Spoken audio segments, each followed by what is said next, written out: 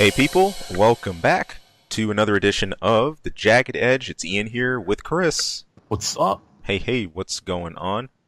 I am just coming off a Tomb Raider review that just got I posted. I'm sorry. which, which Chris got posted up for me. Thank you, sir. Well, thank you for taking that bullet. You know, I had a vest on, luckily, so I'm all right. I'm all right. We were talking about this and planning out the movies for the year, and I'm just like, despite the fact that it's a video game movie, which I should like, Right. and the first Tomb Raider movie was good. Cradle of Life was, Right. I had absolutely no interest in this. We were talking about. I'm just like, I don't care.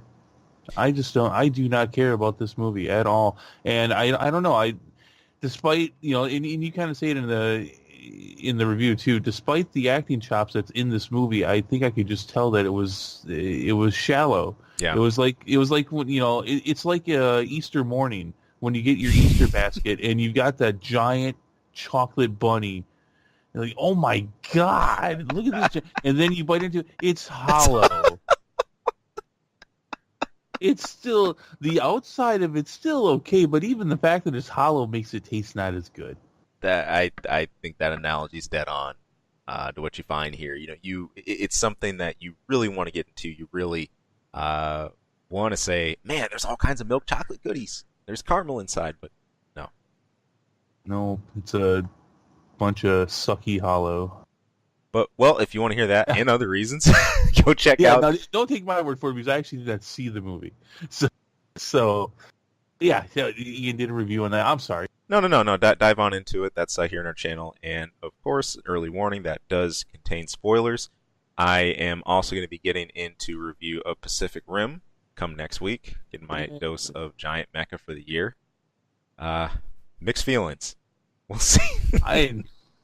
It's weird that Pacific Rim. I have no interest in that either. It's kind of weird because my enjoyment of giant robots destroying thing is well known. But it is, and I would think.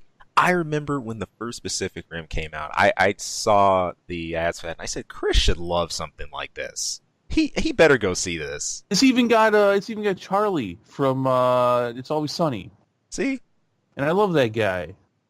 Well, I don't know. That's all right though. Fair enough. All right, I got mine coming in April. All right, a couple of good ones. Rampage. Cool. Rah. Looking forward for that horrible movie to come out, and I'm gonna enjoy the crap out of that horrible thing. That's the thing. That's the thing about me. I can sit down, and if I catch the right marathon on the Sci-Fi Network, and just see horrible B movies from pick a decade. And if they're horribly great, I will love it. I'll just sit there eating popcorn. Like, this is so bad. This is so bad. It's great. Love me that the horrible horror B movies and all that. The slashers that you say that you hate. I can't do it, man. I just can't get into them. Saw and the rest of those. Now you couldn't pay me to do it. Now, if we're talking about something along the lines of like the upcoming like Quiet Place and stuff like that, that looks good. I'll do that. And then those kind of hards. But the rest, with the exception of Jeepers Creepers, I will make a special exception for that because I did. Have you watched 3 yet? Yes. Did okay? What'd you think? I'm gonna say, I'm looking at all of them, looking at all 3. I think 2 is still my favorite. It's definitely the worst of the 3. Yeah. I don't. It's been a little while since I've seen 1 and 2. I think I liked 1 more. Although 2 definitely fits more of the genre and definitely gives. Is he actually called Jeepers Creepers? Is that his actual name? It gives him more to play with. Right. I just like calling them Jeeps. Call him what? I just call them Jeeps. My own Jeeps? mind, but Oh, Jeeps. GC. Old GC. Jeeps pushing the deeps. Actually, he does have a lot of deeps. He over deeps often. But Yes, he does. He does that on purpose, I think. yeah. That was unnecessary. Okay, anyways, we should get to it. We actually have a lot of stuff. All right, I'm sorry, go ahead. No. Mostly, we got quite a bit of stuff in gaming this week, but of course we can't be on the table without movie stuff, and that is right up here at the top. Avengers: Infinity War. We got it. The official trailer, Woo. which really is the second trailer. That Yeah, that let's teaser be was honest. basically a trailer. So, yeah, this was fun, especially after last week and all the stuff we got. There really, if you dissected last week's information and pictures like we did, this trailer was more of a yep. Yeah. That's pretty much everything we heard about. Yep. It was fun though. It still made me cringe seeing Spider-Man put the mask on the bus and then Same. What are you doing? Same. But That, it's being taken out of context, maybe. Right. So we'll see. I give the Russo brothers credit; they do awesome stuff. So I'm not worried about it yet. Right. Yeah. This is a series of movies that's earned our trust in a lot of ways, and I think we've got a one up or so on the table. So we will give room. We'll see what they do with this, and it should be awesome. So what are some of the things that you took away from this? Well, some of it. Well, besides some of the moments of, I think one thing that I love was the conversation between Star-Lord, Drax, Iron Man, Spider-Man. That moment, that was just cool. But even seeing the tech here. One is with Stark's tech. That booster he developed was pretty sick. I think that's early on in the trailer. Two, my bigger takeaway. Chris, please tell me you love this. You got Thanos with the helmet. Yeah, no, you got to see the full suit finally. I was really, really happy to see that. And it looked like from that scene, if I was framing that right, now I'm really interested in this, that we're going to get some more backstory on Gamora, on her sister, her upbringing, what caused some of these rifts and stuff like that. That's going to be cool to see, just looking back at the kingdom she was part of and everything. So, which I know next to nothing about. Same. Yeah, no, we got some backstory on this. We got some little tidbits about Thanos' actual motivation here. Right. And I still don't think we have all of it. Now, I think I've heard along the way that he actually his motivation in the comic is actually, ironically enough, to impress a girl. Now, oh yeah. Well, the girl being Death. Right. But yeah, so hence the mass destruction. It seems you actually hear Thanos talk about balancing the universe, and Gamora says something about destroying half of humanity.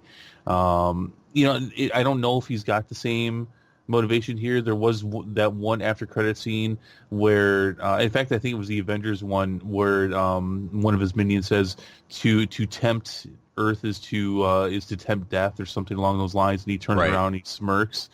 So I don't know if I don't know. They don't really need to do all that. You're getting a little bit too much, I think, into the Marvel cosmic stuff to have such a plot. It's okay because I don't think we're not really getting the Infinity Gauntlet storyline anyways. By the looks of it, we're getting variations of multiple stories and definitely a bit of MCU's own take on what's going to happen here. A couple things that stood out to me though. It definitely looks like we're going to get the mass gathering of all the superheroes, and then they're going to split off. You can clearly see after teaser trailer, the Super Bowl spot, and this, there are two teams. Yep. One's going to Wakanda. The other one is going to what definitely I would say is another planet. I think some people are saying that is Titan, which is Thanos' home world.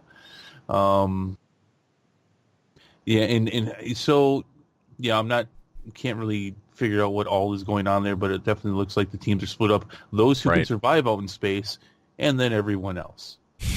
So that's kind of seems like how they're splitting it up. Maybe not exactly along those lines, but yeah, you've got people like Spider-Man and Iron Man who clearly with their suits have breathing apparatus or whatever, just are more suited for space, whereas Captain America clearly is not. Right. You've got that.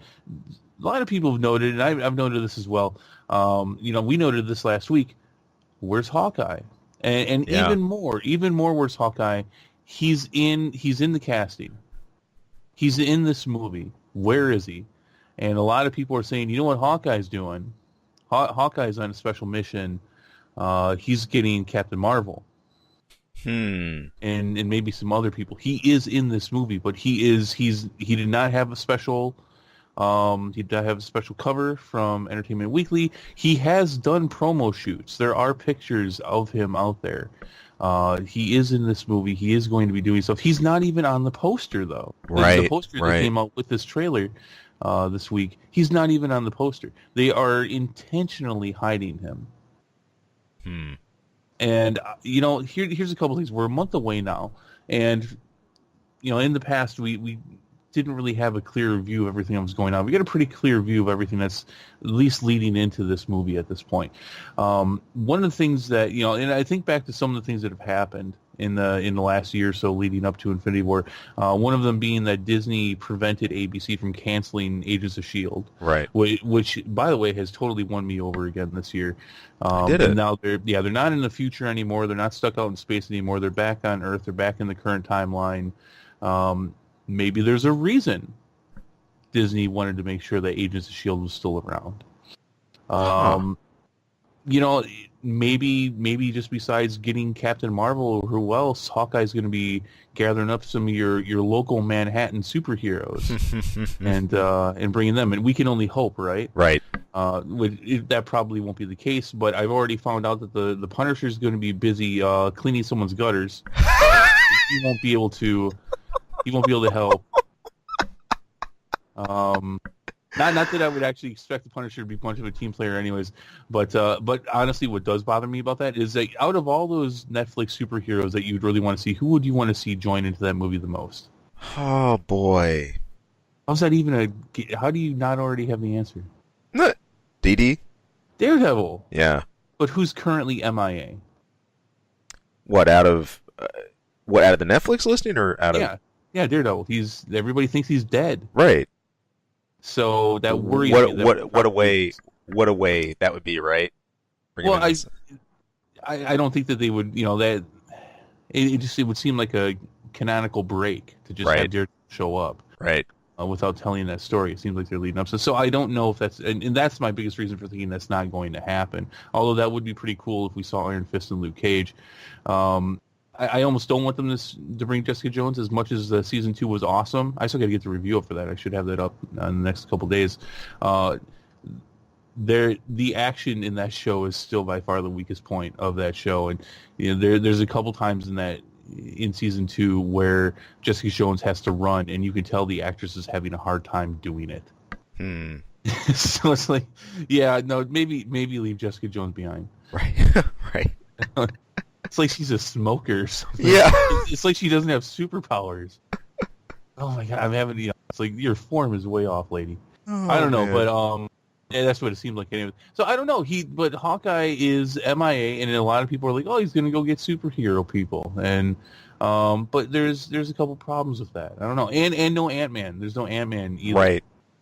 Right. No Ant-Man, and yet we've had the Ant-Man 2 trailer. Right. Yeah. So. I mean, if they don't have a presence in this one, I'm sure they'll have a strong presence in Avengers 4. The whole point of this is to bring everybody together. Right. In the movies, anyways. We don't necessarily know if that will ever mean the TV shows. Although, if they don't bring these TV show characters into the movies now, they're never gonna. No. They're never going to. No. It's funny because I think about this, and I make that joke about the Punisher. Do you want to know what the Punisher comic came out this week? The latest one. Oh, the latest Punisher War Machine. How was it? It was awesome. They're all awesome. The funny thing is he's so fucking reckless in that Iron Man suit, well, in the War Machine suit, that it constantly gets trashed. He gives zero fucks about it. He's just, I'm going to need this thing fixed. He's constantly trashing it because he just doesn't care. But it was awesome because, I mean, here you have, I make that joke about the Punisher's going to help somebody clean their gutters and stuff like that. And you look at the Punisher from the Netflix show, which was fine. It was fine what it was. It should have been more. There should have been more Punisher action. But you look at that, and then what he did, like at the beginning of the comic this week, or this month, I should say, but it came out this week. Right. Was you have a dictator for this brand new country, and he's got all of his military forces in front of him, and he's given that classic dictatorship speech, and he's just doing this, and then a giant tank just drops on a bunch of his guys.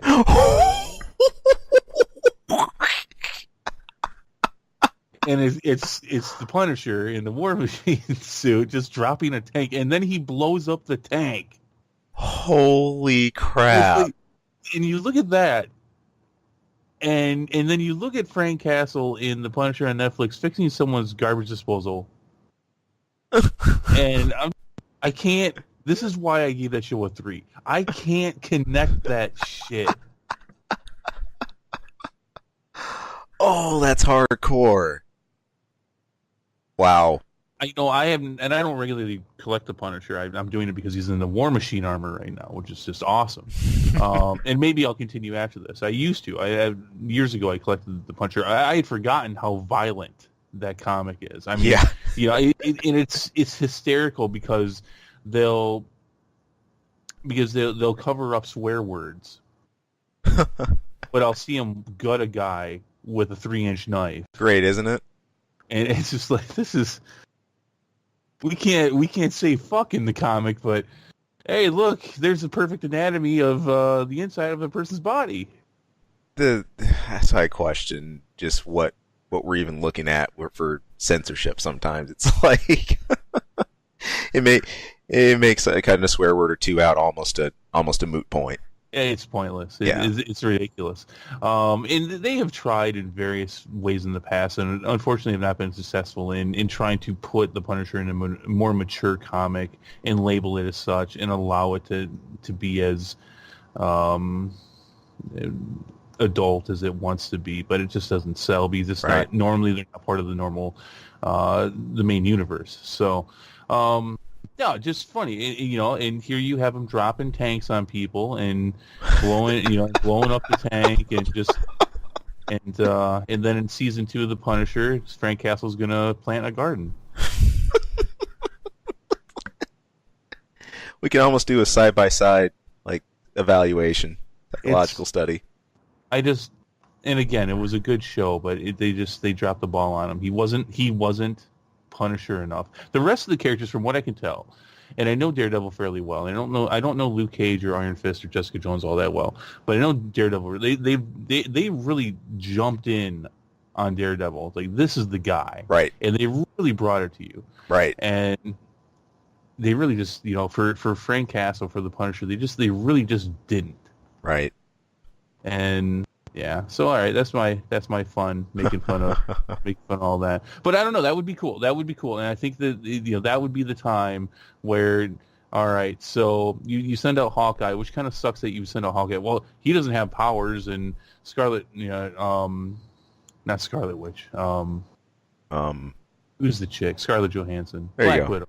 Yeah, there it is. There's the name. There's the name loss. There's a Scarlet. There's a Scarlet here. Yeah, but they're like, well, she's more popular, so. I would think that you would send a spy to go find superheroes. See? And let the marksman go out and fight. See? You think with the whole, recruiting and stuff. And right. But then you can't show clips of Scarlett Johansson in your movie. Nope. Yeah, so.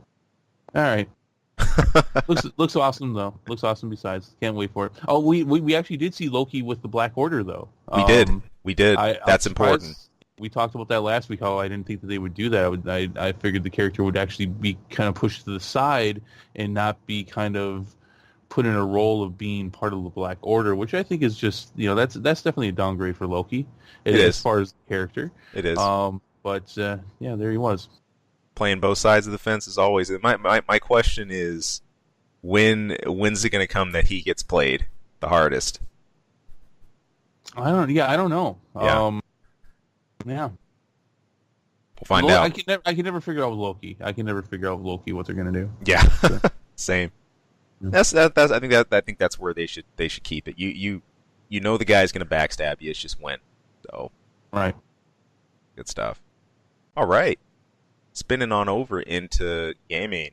With Soul Calibur 6, we've been watching this one quite a bit. There's been character announcements left and right. And what do you know? We got another one this week. It's from The Witcher, Geralt of Rivia. Hope I'm saying that right. Because I don't know. I've never actually sat down and played through Witcher. But Geralt, he's going to be in Soul Cal 6. There's a gameplay trailer up for him. Now, Well, that's sort of. okay. So, yeah, sort of. Okay, I call him the Witcher guy, by the way. Yeah, I know the Witcher. I don't know. I don't know any better. I bet you I'm going to play in the game 6 months in. I also call him the Witcher guy. Oh man. But he actually looks really cool. No, he does. I mean, I don't know anything about him, but he actually looks kind of like my character, my kind of guy.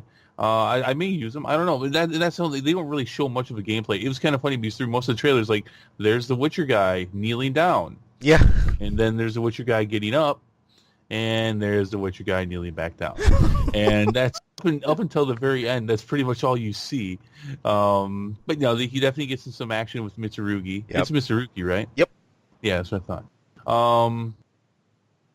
The voice acting though was horrible. But I don't know if that's his original VA talent. I hope not. That's dreadful. Yeah.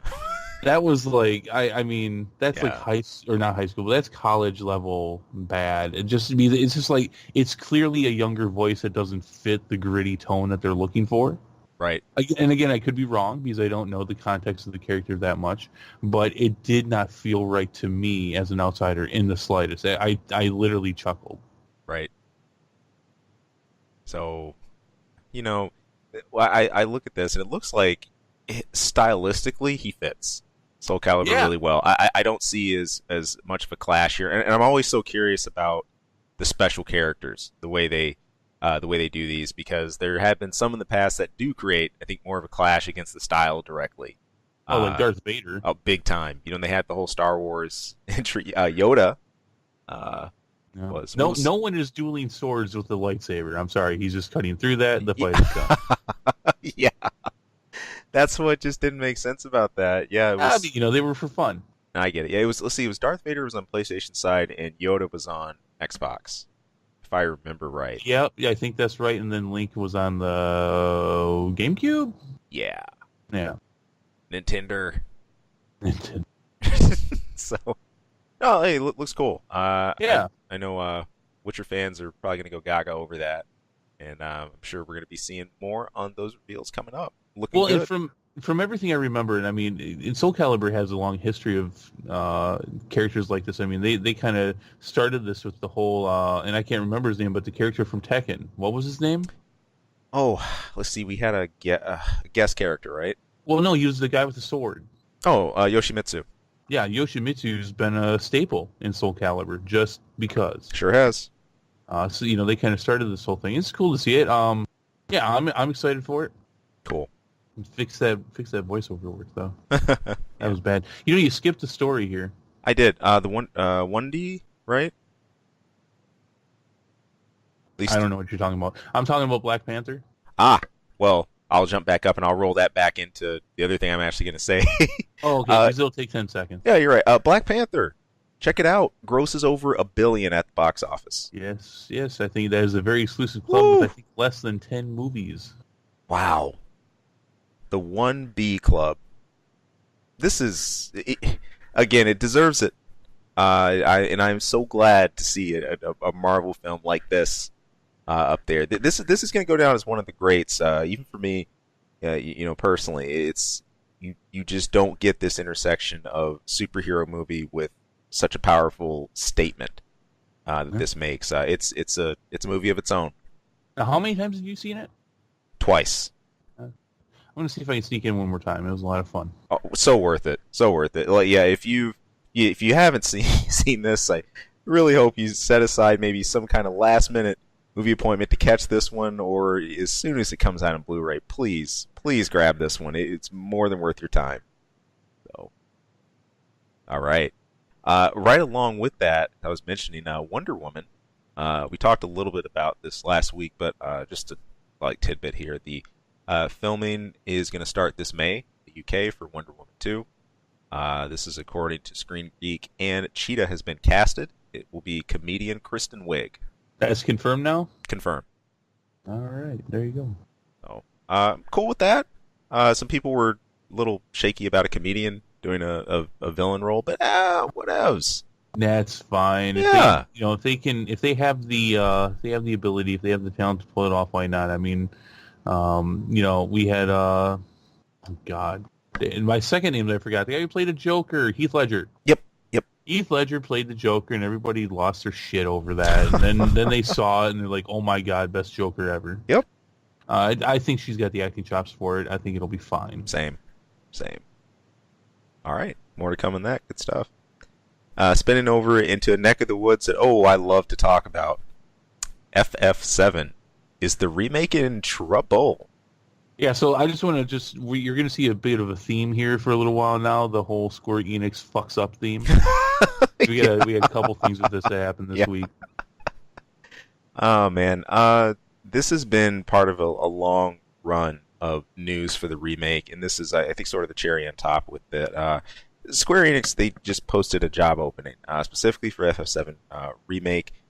In this opening, they state that the overall quality, they're trying to keep things in house and to keep the overall quality of the game to a high level and to continue to improve that. Producer Yoshinori Kitase, he said in the posting itself, quote, "While it is at a satisfactory level in terms of reproducing the original with high quality graphics, we have reached the conclusion that we should aim for another level of quality that can meet the expectations of fans." By the way, it is a complete just garbage. Yeah. It's good, but it's not good. Yeah. Oh man, going on, the posting says it's looking to hire people to be part of the core team to help tackle things such as level planning, battle planners, designers, engineers, various types of jobs to tackle on a big title, and all of this is shaping up to horrendously extend the release date. All right. First, a slight note.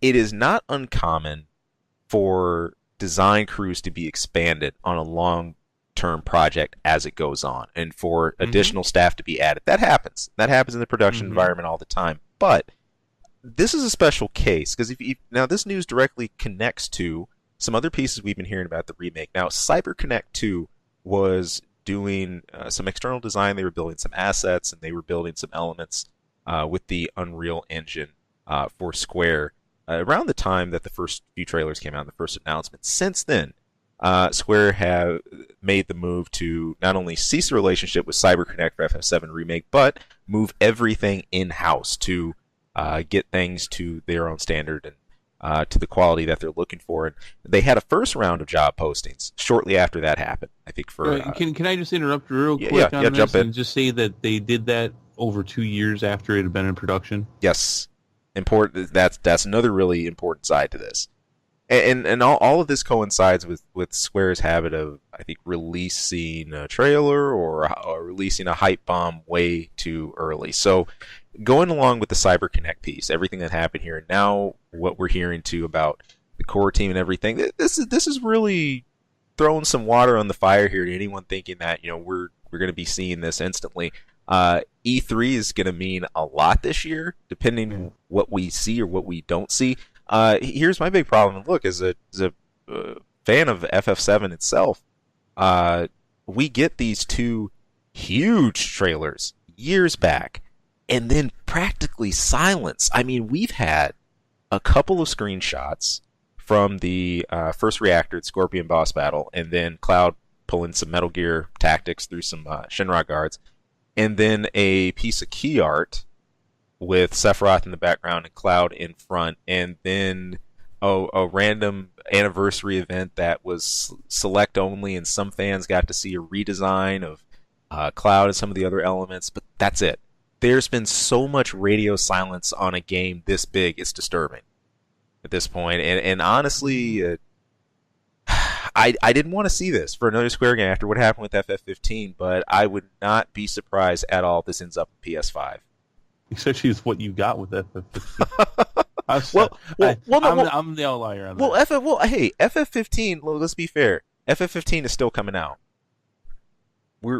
we're still getting content released Yeah, for I know that. you are. In fact, I know that I think it either just has or will be releasing on the PC as well. So, Right. no, hey, I'm the outlier on that one. I get that. It's just, what I wish I could see more though from the guy looking, from the outside looking in on Final Fantasy 15 or Final Fantasy 15. Stop showing the chick that's barely wearing a top, and show me some actual gameplay. Seriously, that's all I ever see is that stupid chick. You're not. Look, this is 2018. You are not impressing me with your pixelated boobs. And you know the crazy part, she isn't even a central figure in 15. No. From what The it's heck you say?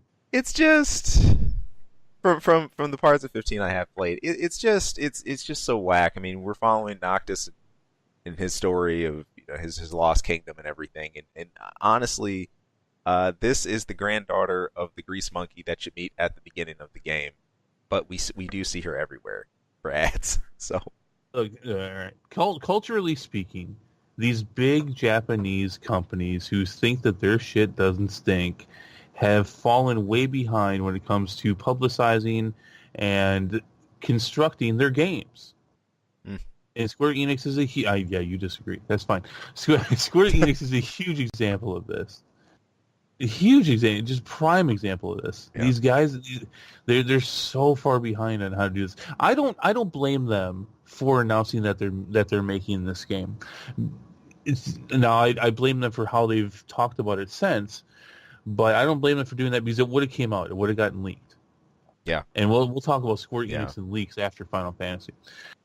So I don't blame them for that. And Capcom has done that with the Resident Evil 2 remake that they announced a couple years ago. At least they've had the sense to not show us anything since then, Right. but they've announced it. And I think that's smart because otherwise someone's going to find out, it's going to leak out anyways. So, at least announce it. In the case of Final Fantasy 7, I think if once a month if they would have shown a goddamn screenshot or two, and if they would have kept with that projection, if they would just keep doing that, just hey, go to the park and just feed the birds a little bit. Just give them some crumbs. Just do it on a regular. You don't have to do it much. You don't have to give them a lot, but give them something. Right. Give them something. And no, but then what they do is they don't give you anything for a year and a half, and then they come by and they dump a Wonder Bread truck all over the floor, and then they don't come back again. And that's not going to work because that bread's going to get moldy. Right. So, yeah, this. No, and you didn't read it. You didn't read it, but I put it in the notes. Look for Final Fantasy VII Remake to be released exclusively on PlayStation 5 in 2021. I did say PS5. I didn't say 2021. And I will stick to that as a legitimate guess as to when that game is coming out. My educated guessing that it's coming out. The only thing that will stop me from sticking by that date and that's in that console is if there's actually a playable demo in E3 this year. If there's a playable demo, I will retract that. Yeah. But if there's anything less than a playable demo, then I'm sticking by that, and you are not seeing this game for at least 4 years. I could eat crow, but I don't think there's going to be a playable demo, and that I don't want to be saying that. That bothers me a lot as someone who'd love to get hands-on, who would love to see this. It's just a bummer. Honestly, how light updates have been with this has really killed some of my own hype. I think it's like I noted before. You outsource a company to work on core functions of this game, which is fine. That's what a lot of big companies do now. But you then take it away after 2 years. What the hell happened? I'd understand if this was something if it was done on a short-term basis, and then immediately you pull that part of the project back and you start redeveloping another direction. But to get so far as announcing your game, to be years into development already, and then yank the plug, that put this back. I know it did. This job ad, looking for things such as level planners, battle planners, designers, engineers. I would understand if you're looking at this for additional people to test out and maybe debug and do a couple things like that. I would understand that. But, this thing is looking for core members. they're looking for people to build this stuff. Right. And I have a problem with that, actually, again, like you said, with this game having been in development for 3 years. Plus, you are not building this game from the ground up. You are remaking a game where a lot of the designs and a lot of the expectations and how things should be are already there. What is it that you need to bring in more people after 3 years that the game that was out 20 years ago And couldn't already tell a lot for you? if we even go back even before that, what makes us even crazier, the development time that went in pre-trailer release for this. I'm gonna go out on a limb and assume that was already at a certain stage with CyberConnect before that footage, was even released. This stuff was, worked on before anything actually came out to the public. So, you can likely extend that probably by a year or two at least. It's just unreal. What are you doing? Here's the thing. I thought of an analogy for this. Okay, so you got that old, some people, they got that old classic car they got, right? Mm-hmm. Beautiful car, they love it. They still take it out for a drive every once in a while, but it's really outdated. Maybe the interior's getting a little wrecked, and the paint job's not looking so great. It's time to rebuild this car. Right. All right. So when you rebuild a classic, what do? You give it a new paint job. Mm-hmm. Maybe you change the interior. Mm-hmm. Maybe you stick in a new stereo with some new speakers in there, tweak the engine a little bit, but Right. you don't change a lot of these things. The core function of how that vehicle works and what it does and how it looks, because you want to match the paint job to look as classic as possible. Maybe you change the color, but you want to use an old classic color. Right. What you don't do is you don't try to turn that classic car into a spaceship. And that's what they're doing.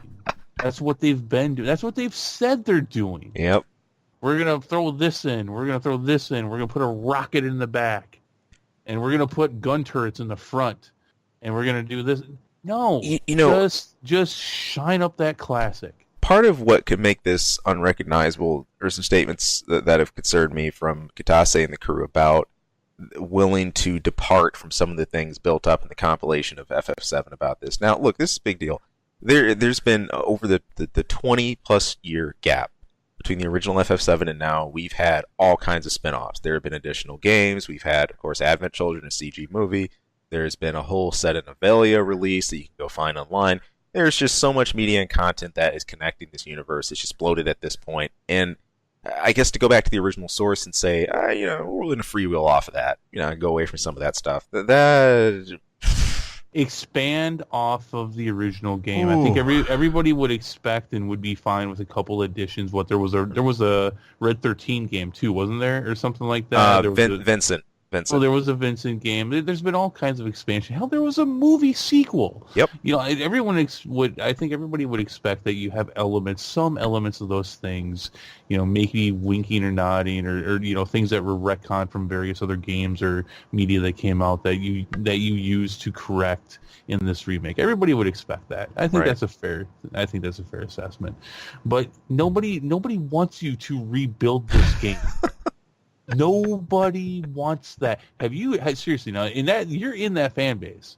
I'm on the outside now. Yep. You live in that fan base. Is there anybody who says I want them to completely redo the combat system? The popular opinion when I've seen are people saying that you should just leave that alone and just leave it turn based. Although there's a pretty strong argument if you've looked in like livestream.net and a few spots like that and deep in the forum. Some people battling it out about the combat system and saying, hey, there's actually a lot of things with turn-based that wouldn't work today. It's actually more than okay if you have something that's more based on action-based because that's where Square is starting to lean now. People are not lockstep 100% in mass with turn-based combat. Not quite. No. But generally speaking, people want it to be turn-based. And generally, Right. Are they still going to use Materia? Is Materia still going to be in this game? That's still a thing. Okay. Can you imagine the shit show if they said, no, we're going to take that out? Well, what if they completely changed it? I just... Nobody wants this revamp. They want a remake. Right. They don't... I'm already pissed about the combat thing. I'm not a fan of that, and I was surprised when researching this that so many people feel the way that I do. I thought I was an outlier on that, but yeah, that's dumb. I mean, I will buy this. I will buy the Of first course. disc if they even still do it. I will say this right now that if this does end up having to be pushed back until 2021, if it actually does go that far, if they try if they try releasing this on more than one disc, this will be a failure. Not a. I've always been skeptical of how could of this filling an entire Blu-ray. You know, and I'm not saying the whole game. I'm saying each portion filling an entire Blu-ray. That's Right. like I don't see a game in existence that could do that right now. It's even if you do have a certain, really really high level of graphic quality, that's just unbelievable to even think of. So Well, I mean, as it goes on here, look again, unless they're hiding something, and we're going to see it at E3, you're looking at least, and I'm legit saying 2021. You're looking at least 2 years, yeah, I think 2 years and is then fair. you're going to say two more years for disc one, Right. 2.5 to 3 years for disc two. Think about that. Kiss my ass is what I say. And then the third disc gets delayed because well, we think we're meeting the satisfaction of what we want this to be. We think we can fuck off. Get out of here. Here, let me give you disc 1 and 2. I'll shove them up your ass. No, I'm serious. I'm joking around using less harsh language, but no, I'm serious though. If they ask, if this actually does go 2 or more years until this game is released, if it actually goes to the next gen console, which they promised was going to be on PS4, right? That was a promise. Yes. Yeah. You need to put this on one disc. You need to not ask them for 60, 70 times 3 Right. plus collector's editions Which will be a thing. plus microtransactions. Which will be a thing. Oh gosh. It's so easy to get, I think, tripped over your own feet in this, and I think Square they have such a huge piece of pie right now. They're trying to cut through. You got Kingdom Hearts stacked on top of that, and a lot of other things. What I'm gonna do? You remember I told you what's on my bucket list? Mm-hmm. I'm gonna dress up. Go to Japan and dress up like Godzilla Yeah. and walk the streets. I'm gonna do that all the way over to Square Enix, and then I'm gonna take down their building. I'm gonna attack their building. I'm gonna throw copies of their worst games at them. Oh boy. Like they're the flame coming out of my mouth, except for they're gonna be crappy Square Enix games. Final Fantasy 8, 11. Oh, you didn't wait. 11. You didn't like the MMO? No. Man, I didn't play 11, but I know it's pretty I bad. unfortunately had to buy 11. I was forced to buy 11 because I wanted the PS2 hard drive. Oh, I okay. told you this. Yeah, you did. I remember that bundle deal. Yeah. Yeah, you had to buy it. And I remember I was at GameFAQs, or no, not GameFAQs, Game Shop, Derp, and they're like, "Oh, so you're gonna play some Final Fantasy?" I'm like, "Fuck that! I'm getting this for Resident Evil." Resident Evil. I said I am never loading that game onto that hard drive. I'm getting this for Resident Evil Outbreak, and that's unfortunately all I did get it for. Oh boy, that's great. Oh my gosh. But awesome games, by the way. Awesome games. The Outbreak games, those are great. Sweet. Multiplayer Resident Evil, you could sacrifice other players and like push them into the zombies. Then and then when they died, they could play as a zombie for a little while and try to get you. Oh man, that's like an early Left 4 Dead. Kind of. Awesome, good stuff. Sweet. I'm gonna in the future, if things go well, I'm gonna try to do some Let's Plays of those. Good stuff. It's very rare. You can't. There's like a whole bunch of hoops you have to get through, including Japanese servers. If you actually want to play them online, there is a small community that does it. I don't know if I'll go that far, but yeah. My brother and I, yeah, we used to play those all the time. We were both huge Resident Evil fans, except for you couldn't talk to each other. I mean, that's how bad and old that tech was. There was no headset or anything, and so we had talked on our phones, and we put each other on speaker. Oh man. That's how we would talk to each other while we were getting through stuff and sacrificing random pug people to get further in the get further through the Oh my zone. god. Like blowing up the zombies. You are man, you're taking me back to Excellent Kai. I don't know what that is. Oh, that was for AC. Oh. And even Kai was a jump over that. I mean, you were dealing with raw like PS2 hard drive, or not hard drive, network drive. This is like early stuff. But before you even had that anchored to like even a chat program or something like that, like it, at least with Kai and third party things like that, you had a lobby. That, Oh, Kai, that's right. Yeah. yeah, Kai, you could at least toss messages through it. Man, that's in the backwoods there. Talking about Yeah. wow. Yeah. Well, All right, get your shit together, Square. I don't know if you haven't had enough of that. There's this whole Tomb Raider deal. I'll make a couple snide comments at the end. There's a. How do you? Oh, I'm sorry. I'm going to say it. No, here he goes. Here he How goes. are you- How are you Square fucking Enix? How are you Square Enix? And these are your problems. How? I mean, you're up there at the tippy top, which I don't think they deserve to be, and I haven't thought that they deserve to be for years. But whatever you are, I'm the outlier on that. You still have plenty of people buying your games, whatever. How do you make mistakes like this? Like what we just talked about, and then what we talked about here with Shadow of the Tomb Raider. Go ahead. How do you do it though? We got a teaser posted for the next major Tomb Raider game on their main site to be announced for the next day, but they'd already put most of the info on this out on that website so that you can actually dig and just find it with an extra clock from Google Chrome. The info that was actually released was the game's name. Admittedly, this actually did come out a long time ago. The release date, some images, and a teaser video. Again, so you know that is Shadow of the Tomb Raider. It was right there. It was right there. I'm reading this. I can't believe. I mean, look, you and I, we know how to do some web design. Yeah. Yeah. I'm not a big fan of it. I took a couple courses of it. I had to with the degree I got. If you have something like that, you build that, but you don't upload it. No, you don't. There's this distinction what we call keeping things local, keeping things server side. Jesus Christ. The PR for Square Enix, everybody.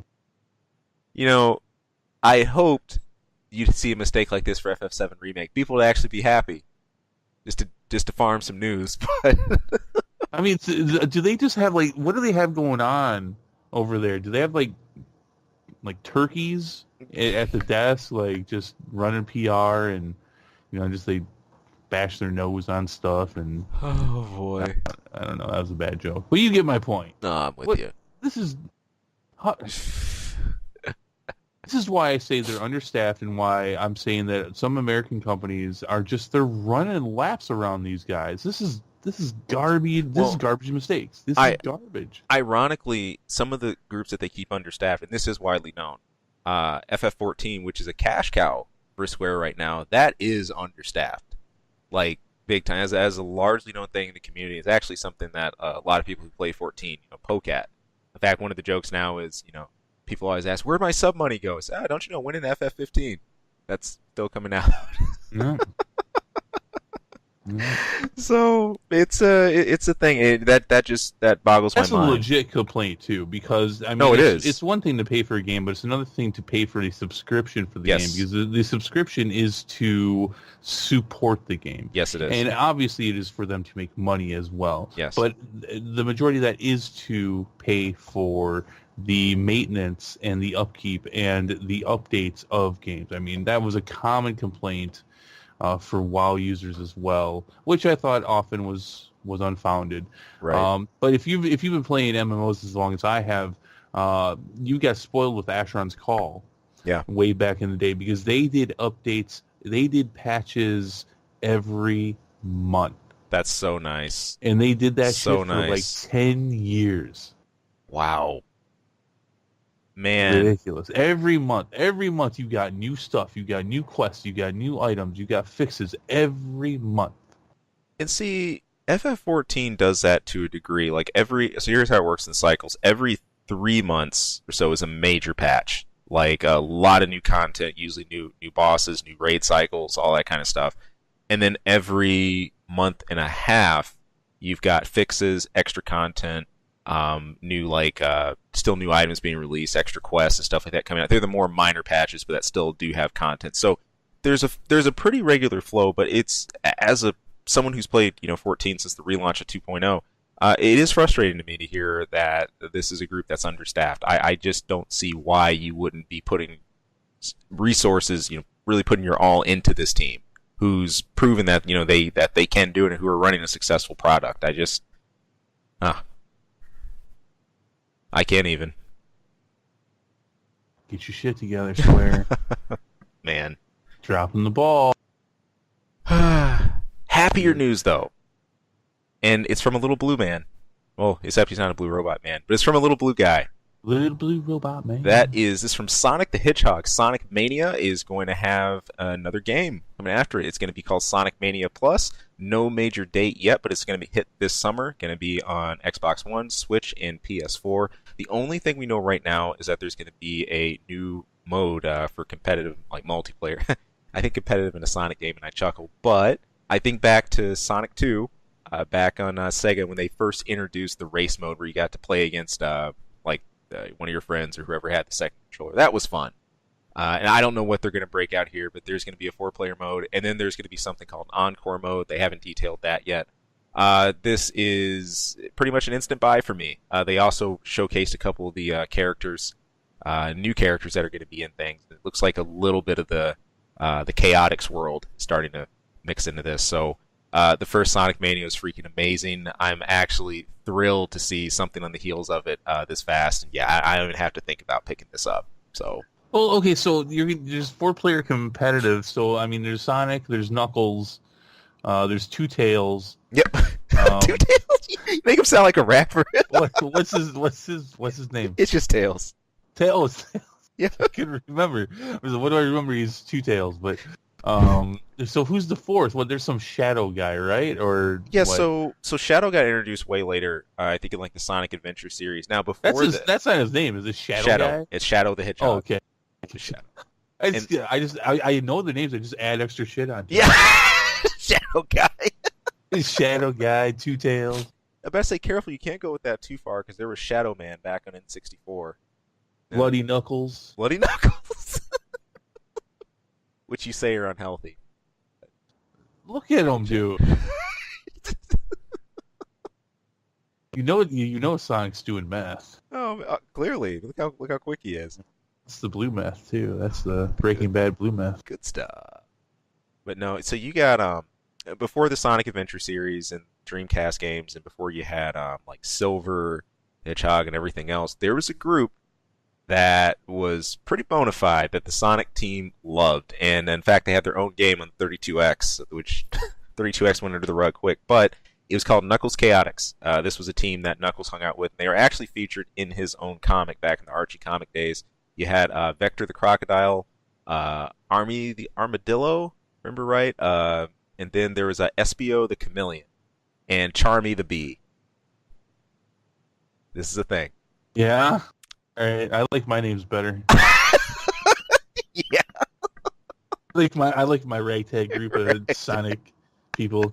Shadow Guy, Two Tails, and Bloody Knuckles.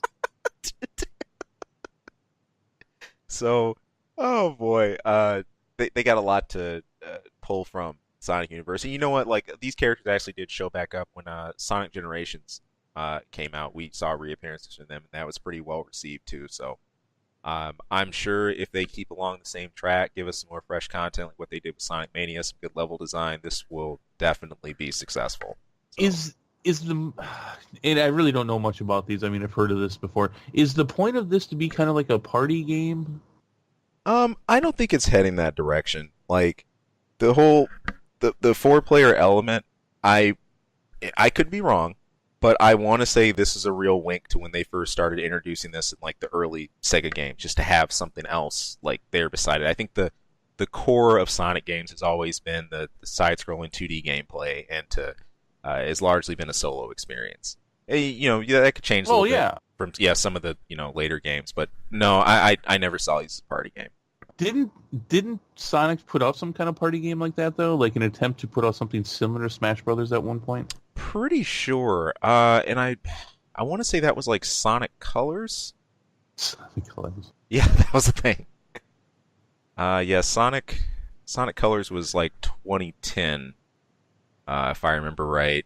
And I know there was another one before then. See, I have a chunk that I missed. Like anything like Game Gear, Sega Genesis, 32X, like early Dreamcast, I was all over that. And Sega CD as well.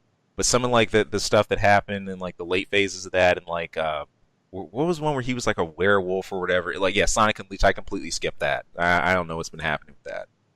So no, there was a Sonic Colors that was released in 2010. Yep. Looks like it was just for the Wii. That's probably not right, but that's all I'm seeing. Yeah. All right, there you go. Right now, you can pick it up at eBay for $10. There you go. Or Walmart for $16.30, and woo. You know where you can't. No, never mind. I mean, that would have been an awesome segue as to where you can't buy it, but I can't. No, I can't do that yet. All right. Not yet. The last piece here is actually part of a big gaming event.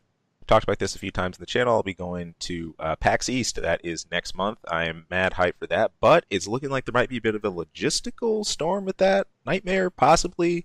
I don't want to forecast anything bad yet, but I thought this was worth mentioning just from having experience, at least on a much smaller scale than this, organizing events when you think about, bringing large communities together. So it turns out that Michelle Obama, the former First Lady, she is going to be speaking at the Seaport Hotel right next to the convention center where PAX East is going to be held. Secret Service is going to be present. This is going to be at the Simmons Leadership Conference for Women. Now, obviously, anyone staying at the hotel who's a cosplayer who might have a prop or something else, this is going to be under some additional scrutiny. But PAX is already an extremely crammed event as is. There's always so much happening going on, and it's going to be interesting to see how this turns out, or how this unfolds. I think it can go along smoothly, but I've never seen a collision quite like this. And the funniest part is, this is partially because this is one of the first years PAX is starting a day earlier than normal. The kickoff is on Wednesday instead of Thursday, because normally we get in town Thursday, but we're all coming in Wednesday this time. So, are you going to try to meet Michelle? No, Mrs. Obama. No, yeah, you'd have to have tickets to that conference. I would love to see that conference, and then just like somewhere in the crowd, there's like two people like completely dressed in cosplay from top to bottom, just like this. This does not seem like the Dragon Ball Z conference.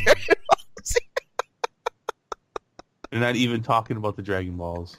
It's like, man, I went to the wrong panel. Crap. You got a couple people in suits somewhere in the Dragon Ball Z conference somewhere. Yeah. What is this? If I had a chance to meet Michelle Obama, if I knew I was going to, yeah, I would take her a carrot and some celery and tell her to eat that for lunch. I just walk up to her like, here, no, give me your sandwich. Here's some carrots and celery. That's eat your lunch. Love it. So that's gonna add some more spice on the PAX. But yeah, I'm sure I'm gonna have a gajillion things to talk about coming back from that. I think digging into it's in about 20 days from now. Digging into the indie panels rather. There's gonna be the whole floor for the indie section. I always stop by the Capcom booth, check out what's going on. You sir, if you have any requests, if you're looking for anything Resident Evil related or something, let me know. Oh yeah, no, I'll take a look. But I also have a general request for as much swag as possible. Cool. Cool, cool, cool. And then just put that stuff in a box. Mail it over. Cool. No, I'll take a look. That's PAX West. Where is it? This PAX East. This is in Boston. East. Okay, this isn't your Vegas trip. Okay. No. All right. In Boston, you said? Boston. In Boston? Boston. With all the chatterheads.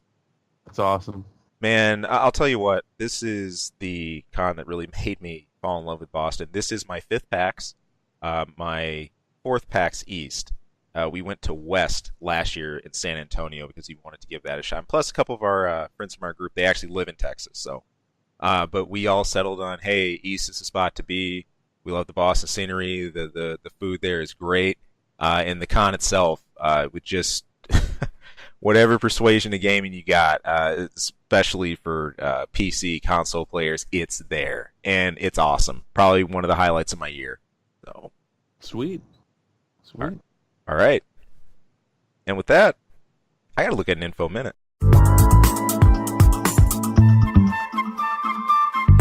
This is out of the medical field. This was from an 84-year-old fella in Northern Ireland.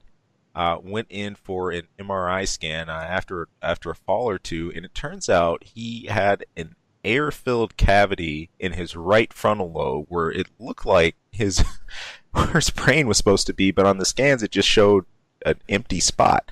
Turns out that his brain tissue itself had actually compressed so much that it couldn't actually be picked up on the scan. And this was really a bit of a scientific first. He essentially had there was a benign bone tumor, sort of like a bony growth within his nasal cavity, and it started to kind of grow over time. Put some pressure on the base of his skull and caused an erosion that made an air pocket.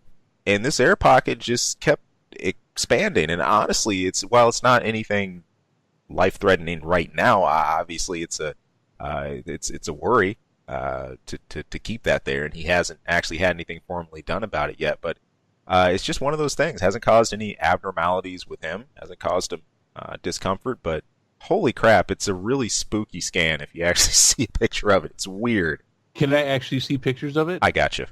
Hold on a minute. All right, that's awesome. You know what I was thinking about in my head when you were first explaining that is those old Warner Brother cartoons where they would do the X-ray scan and they'd show the person's brain, but then the dumb character, they'd show the really tiny brain. Yeah, that's what I was picturing when you explained that. Does it kind of look like that? Except with the peanut, you just have, instead of that, you just have this big empty space. But it's not actually a big empty space. There's a tumor blocking it. It literally looks like an empty space. Yeah, no, it does, but that's not actually an empty space. Right. Okay. Exactly. How does he not notice this? I would think at least the tension in his congestive system, in his nasal system would... Whatever. That's crazy. No, I didn't even know something like that was possible without causing you extreme discomfort or leading to death. Pain. Yeah, those bone plates aren't the same as your arm or something like that. You get pressure on those things, that hurts. Yeah, that's nothing to play with. You know that when the bone plates in your head are having issues. This is, I say that, but then this is happening in his brain too. So maybe whatever was pushing up against his brain was actually dulling the pain that he would have had from that. So, but yeah, pressure on the bone plates in your head are no joke. That's some serious stuff. Yeah, no, it is. So always surprised, man. We're still finding new stuff out at the body itself. All right, here comes Chris's quick tidbit.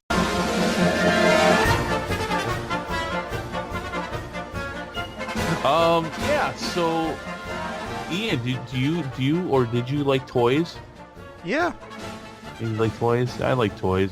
In fact, I grew up in the capitalism of toys. Legitimately, the president released restrictions on selling and basing things towards kids and selling towards kids. Reagan lifted that back in the 80s, and oh my God, did the floodgates come through with He-Man, Transformers, G.I. Joe, Thundercats, all those things, all the frickin' things. And you know where you'd go for that most of the time is you'd go to a little place called Toys R Us. Right. Right. Not Right. Right. anymore. Not anymore. Toys R Us is closing. They will be shutting down their doors. A lot of them are going to be shut down altogether. The vast majority will be shut down altogether. In some cases, they're trying to liquidate and sell some of their stores and try to sell some of their stuff. But this comes after having to file for bankruptcy. I think it was back in September. Yep. They're done. They're done, dude. What is your experience with Toys R Us? Did you grow up around a Toys R Us? Oh, yes, I did. Yes, I did. It was for me. It was mostly. I know Target was always seemed to be always a little closer for me, but Toys R Us and Chuck E. Cheese were two places that oh my goodness, I lived, especially around like if I could get there around Christmas time. This is where I'd go to look for anything from the White Tiger Zord, the Power Rangers was big, to whatever else I could get my hands on. Looking for that hard to find toy from the Mega Man series or that Sonic the Hedgehog thing, whatever it was. Toys R Us is one of the first spots I'd go to. Now, in recent years, this whole bankruptcy issue, I've been pretty familiar with that. You know, working for a company that's involved in transportation. Toys R Us is actually one of our biggest customers, and this bankruptcy was really something we had to look at that affected revenue, both in terms of intermodal train deliveries and in terms of the trucking division and department. So, this is a ripple that's going to be felt, not just by tons of heartbroken kids, and then kids, think about this, kids that won't get to experience Toys R Us coming up. That's just, that's a travesty. Now, I'm a little bit older than you, so, and growing up in the smaller town, not that it was a small town, we had all kinds of stuff, we had a mall and department stores and stuff, but we didn't have a Toys R Us or a Chuck E. Cheese. We ended up getting those things later, later as in years later when I didn't give a crap about toys or Chuck E. Cheese anymore. But, every once in a while we'd get to go to a Toys R Us that was up in Madison. And so I'd get to go there every once in a while. And when I was a kid, it's like, holy crap, it's a whole store full of toys. We had a KB Toys. You ever seen KB Toys? Oh yeah. Yeah, we had one of those we had one of those in the mall, and that was crazy because there was they crammed so much into that. Yep. And they closed down forever ago. But Toys R Us. Here's the thing. I think for me, there would be some exclusive Toys R Us releases for games and such, which were kind of cool, for toys and stuff. Yeah. But honestly, I got my first PlayStation 2 from Toys R Us. There you go. And I got some of my first games from there. Toys R Us for me and for my friends, that was the place that you went. That was kind of like the hidden place to go for big releases and stuff because everything else was sold out. Because we didn't get a Toys R Us until way later. Here's the other thing though. And Toys R Us, their prices were ridiculous. And did you ever notice that? They were always had a bit of a higher markup. The markup was ridiculous. Yeah. So that's, and it's my understanding that in the last year here they would price match. Right. But too little, too late. I mean that honestly turned me off on them. I've had little nieces and nephews and stuff I've had to shop for over the years. I could remember going to Toys R Us time and again, looking for something for my nieces and nephews. Right. And walking out empty-handed, not even so much because I didn't find something, but because I knew the price they were asking was ridiculous. Right. Right. That was honestly the majority of my experience with Toys R Us. It's a shame. I think it is a shame because bigger stores like Target, like Walmart and other places like that, they don't have the toy aisles like they used to. Of course, toys aren't the same that they used to be, and they are generally so much more expensive now. And I mean, talking above and beyond inflation. Now, this is going to be a hit. This is going to be a hit for everything involved with toys. Though. I mean, obviously Hasbro and Mattel and all that. But this is also going to hurt video games. Yeah. This is going to hurt everybody. A bunch of people are going to lose their jobs. I'm going to draw a connection here because I think it's legitimate and it's not me trying to harp on something. But I think Star Wars is largely to blame for this too. Oh wow. No, you're gonna go there with it. See, I knew you were going to say that. And that is because the toys that have been coming out from The Force Awakens on have not sold. There's been I've seen videos of people who have shown whole warehouses in the back of Toys R Us just full of giant crates and boxes of Star Wars toys that aren't selling. Wow. It's and you know there's and Toys R Us they have to make these deals and they make exclusive deals, but they have to make these deals with these companies and they have to they come to agreements. Well, you have to buy so much, Right. or you have to agree to put out so much, and if they don't sell, which they haven't been, I mean they've been trying to sell off Last Jedi toys for $1, Wow. and no one's buying this stuff. Wow. The toy market, and now there's something else to say here for the whole toy market, which I think there's multiple factors into that, but definitely, I think people aren't inspired, be it collectors or be it kids, they're not inspired to buy these things, that, like especially like they were 10 years ago for the prequels and for the Clone Wars and stuff like that. So I think that's a large part of it, but yeah, Yeah. hey, Toys R Us, I bought some games from you, so sorry to see you go. Which your prices wouldn't have sucked. Yeah. Same. I remember, man, way back, I'd buy Game Gear and 32X games from Toys R Us. That's the last time I remember Game Shop them. So, All huh. right, and end of an era, 70 years. You're gonna see most of these close down if they haven't already, and whatever don't, they're trying to liquidate and sell. In some cases they're not leasing the land their stores on, they own it, so that gives them other options. In other cases they're closing up shop right away so that they don't so they can get out of their leases for their stores and everything. Yeah, all right. Cool. So I don't know how to close out a Chris's quick tidbit. I've never done one before, But, so well, that's it. there you go. That's the end of Chris's quick tidbit. So stop listening to that now. It's time to listen to something else. That works. It's time for other things. Oh man. Well, I think it's time for the end of the show. For All one right. thing, How was my first quick tidbit? that was fun. It wasn't so quick though, was it? That wasn't quick, but it was a tidbit. And it was It fun. was. It's not fun for Toys R Us though. No. Nah, it does suck. It is the end of an era of a giant that we'd always look to. You just it's like you'd associate two and two. That's just who you associated with. Came down to thought of action figures or big Legos play sets and stuff like that. So I remember, and not just in Toys R Us, but it was like when we actually got, my brothers and I, we actually did get to go to a Toys R Us. Like, whoa! But I remember being little and just like going down a Kmart or a Shopko, and getting into the toy aisles, especially around Christmas, which the toy aisle grew like to 5 aisles that time of the year, and just walking down, just seeing the toys, man.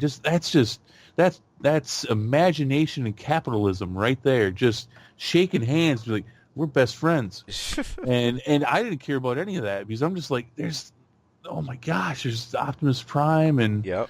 there's Megatron and there's all that stuff. There's He-Man and yeah. Kids just don't. I don't know. Do you know any younger kids? At this point, most of my, like, the youngest kid I know now is my nephew, and he's 13 now, and he's playing Fortnite. So, do you know any young kids? Do they still play with toys? A couple of coworkers, I know. I mean, goes down to 6, 7-year-olds and stuff like that, and a lot of them are into. I'll tell you, it's been a long time. Standard Hot Wheels, race cars. Or like the small toy. Yeah, they are all over that stuff still. But what I'm seeing is a lot of kids, even just some of the little side events I've gone to for work or for someone's children, they're not as much into the stylized brand. They don't pick their side of the fence. Back in the day, you were Transformers guy or He-Man or Power Rangers or Ninja Turtles or something. And they never crossed over. They never crossed over. No, you were playing in the Transformers world, or you were playing He-Man's world that day or that time, and they don't do that now. They don't. It's just sort of the first thing to capture their fancy, and then they're sort of on to the next thing. So no, I don't see that kind of that whole brand war that we used to see. That doesn't exist now. I don't know. It's weird. People are mixing their Transformers with their GI Joes, and which that's not even a fight. Your Transformer's just gonna crush people. I mean, that's not even a fight. I don't know what you're doing. That's what happens when you start opening and closing jars. Yeah, you can't be opening and closing all kinds of jars. You're gonna get us in trouble for plagiarizing that. Yeah, I will.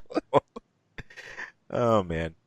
But that's gonna do it for this week. Thank you all for tuning in. Of course, tune right back in for plenty more movie reviews, show reviews we have upcoming, and more content. But till then, take it easy and have a good one. Go listen to something else now.